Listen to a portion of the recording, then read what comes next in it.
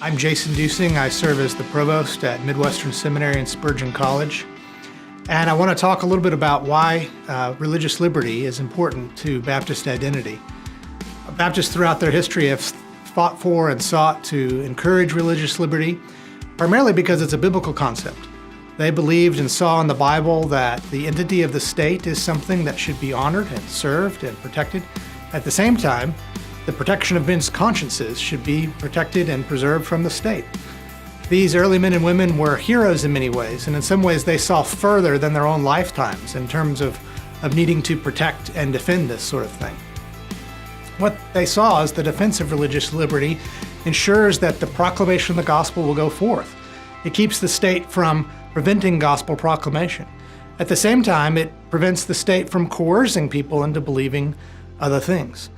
Often today we talk about and fear the end of religious liberty, not only in this country but around the world. We hear reports of religious liberty and religious freedoms coming to an end to believers.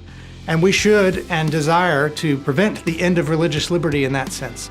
For the more that religious freedom is in existence for people around the world, regardless of their faith or their traditions, the more opportunity we have for gospel proclamation, simply because we believe that the gospel cannot be coerced, cannot be forced. The best environment for people to know and hear and trust and love the Lord Jesus Christ is an environment in which the state is not coercing people to believe.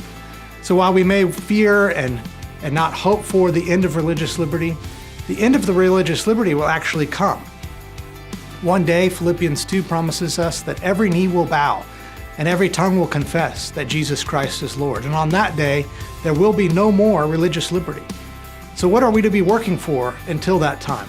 Well, the ultimate end goal of religious liberty is the glory of God, seeing peoples from every tribe, tongue, and nation come and worship the one true living God.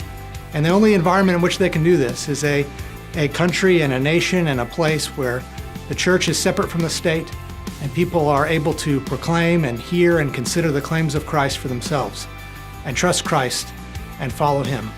This is the true end of religious liberty.